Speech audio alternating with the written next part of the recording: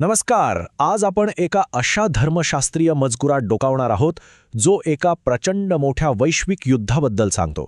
एक असं युद्ध जे जगाच्या भवितव्यासाठी लढलं गेलं. तर मूळ प्रश्न हाच आहे की जर जगासाठीचं एक मोठं युद्ध आधीच जिंकलं गेलंय तर मग त्याची नेमकी योजना काय होती. हा प्रश्न आपल्याला एका मोठ्या भव्य कथेच्या मुळाशी घेऊन जातो. चला तर मग ही गोष्ट नेमकी काय आहे तेच आपण आज समजून घेऊया. चला या कथेच्या अगदी सुरुवातीला जाऊया, म्हणजे जिथून ह्या सगळ्याची सुरुवात झाली. पाहूया मानवतेचा मूळ आदेश काय होता. तर सुरुवातीची कल्पना अशी होती की देवाने मानवतेला या पृथ्वीची मालकी नाही तर एक प्रकारची मॅनेजरची भूमिका दिली होती. म्हणजे आपण पृथ्वीचे मालक नव्हतो तर कारभारी होतो. ही जबाबदारी पहिल्या आदामाला म्हणजे संपूर्ण मानवतेला सोपवण्यात आली होती. आणि हा जो अधिकार होता ना, तो साधासुधा नव्हता. त्याची एक अट होती. अट अगदी स्पष्ट होती. देवाच्या इच्छेनुसार पृथ्वीवर राज्य करायचं. म्हणजे हा अधिकार देवाच्या आज्ञापालनाशी जोडलेला होता. पण मग इथूनच गोष्ट बदलते. आता आपण त्या वळणावर येतोय जिथे सगळं काही बिघडलं. हा एक प्रकारचा शत्रुत्वाने केलेला ताबा होता. पाहूया हे कसं घडलं. या ग्रंथानुसार पहिल्या आदामाने देवाची आज्ञा मोडली आणि हे काही साधं अपयश नव्हतं.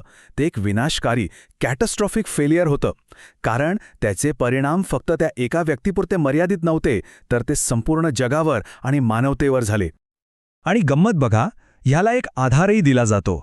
लूक 4:6 मध्ये सैतान स्वतः म्हणतो, हा सगळा अधिकार मला देण्यात आला आहे आणि मला पाहिजे त्याला मी तो देतो. यावरून असं दिसतं की जो अधिकार मानवतेला दिला होता तो कायदेशीररित्या एका प्रकारे हस्तांतरित झाला, एका घुसखोराच्या हातात गेला. तर मग या पतनाचे परिणाम काय झाले. सगळ्यात पहिलं, मानवता पापाची गुलाम बनली.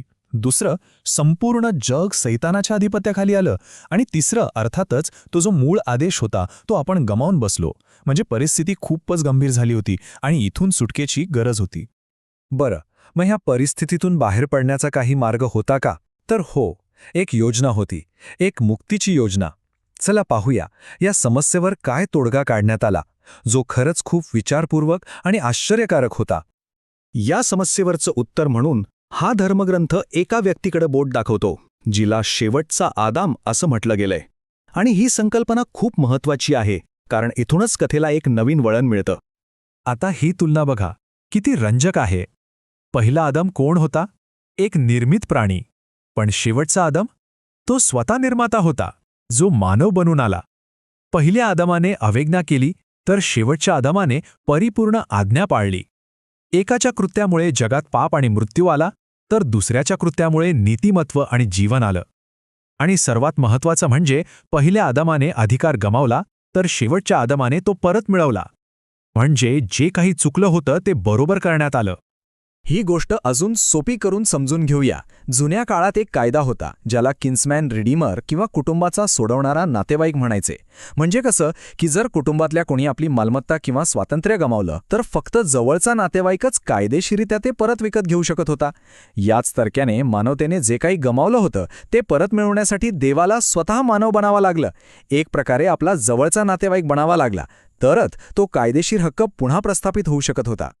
आणि या संपूर्ण योजनेचा, या वैश्विक कथेचा जो क्लायमॅक्स आहे तो कुठलाही मोठ्या रणांगणावर नाहीये. तो आहे वधस्तंभावरील विजयात. हे थोडं वेगळं वाटेल, पण चला पाहूया की वधस्तंभावर विजय कसा मिळवला गेला. हा विजय साधंसुद्धा नाही, तो चतुर्वेद आहे. म्हणजे त्याचे 4 पैलू आहेत. पहिलं, या घटनेमुळे दुष्टाई उघडकीस आली. म्हणजे जेव्हा देव अवतारालाच मारलं गेलं तेव्हा सैतानाचं खरं स्वरूप जगासमोर आलं. दुसरं, यातून सत्य सिद्ध झालं.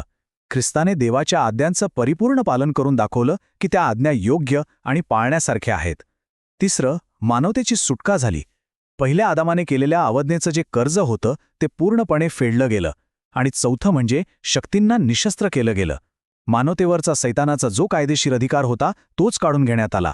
म्हणजे एकाच घटनेतून 4 आघाड्यांवर विजय मिळवला. कलस्सैकर 2:15 मध्ये हेच सांगितलं आहे. त्याने सत्ताधाऱ्यांना व अधिकाऱ्यांना निशस्त्र केले आणि वधस्तंभावर त्यांच्यावर विजय मिळवून त्यांना उघडपणे नाचाकीस पात्र केले. हे वचन स्पष्ट करतं की वधस्तंभ हे एक प्रकारचं आध्यात्मिक निशस्त्रीकरण होतं. बरं, विजय तर मिळाला, पण आता पुढे काय.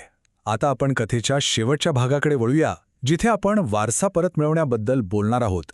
या विजयाचा आपल्यासाठी आणि जगासाठी काय अर्थ आहे. तर गोष्ट अशी आहे की तो जो मूळ आदेश होता तो फक्त परत मिळाला नाहीये, तर तो अधिक चांगल्या प्रकारे एका नवीन रूपात परत मिळाला आहे. आणि तो आता त्या सर्वांना दिला गेला आहे जे या विजेत्याशी म्हणजे ख्रिस्ताशी जोडलेले आहेत. म्हणजे मानवतेची भूमिका पुन्हा प्रस्थापित झाली, पण आता एका मजबूत पायावर. आणि हा नवीन आदेश काय आहे? तर आता मानवता पापाच्या गुलामगिरीतून मुक्त झाली आहे. आपल्याला सैतानाच्या प्रभावाला आव्हान देण्याचा अधिकार पुन्हा मिळाला आहे. आपलं काम आता प्रेमाने राज्य करणं आहे, जेणेकरून देवाच्या आज्ञा खऱ्या आहेत हे सिद्ध होईल. आणि इतकंच नाही, तर संपूर्ण सृष्टी स्वतः या बदलाची, या पुनर्संचयनाची वाट पाहतीये. म्हणजे आता आपल्याला एका जिंकलेल्या युद्धात सक्रिय भूमिका बजावायची आहे. या कथेचं जे अंतिम ध्येय आहे ते म्हणजे सृष्टीचं संपूर्ण पुनर्संचयन. एक अशी दुनिया जिथे वेदना, मृत्यू आणि दुष्टाई नसेल. सर्व काही पुन्हा नवं आणि परिपूर्ण होईल, हीच या कथेची अंतिम आशा आहे. तर मग हा स्रोत आपल्यासमोर एक असं वास्तव ठेवतो जिथे मानवतेची मूळ भूमिका परत मिळाली आहे. आणि तो आपल्या अनुयायांना सांगतो की जरी जगात अजूनही संघर्ष सुरू असला तरी तुम्ही विजेत्यांसारखं जगा. मग प्रश्न हा उरतो की असं जगणं म्हणजे नेमकं कसं दिसेल? हा प्रश्न या संपूर्ण विवेचनाचं सार आहे आणि आपल्याला विचार करायला लावतो की या कथेचा आपल्या आयुष्यात काय अर्थ आहे.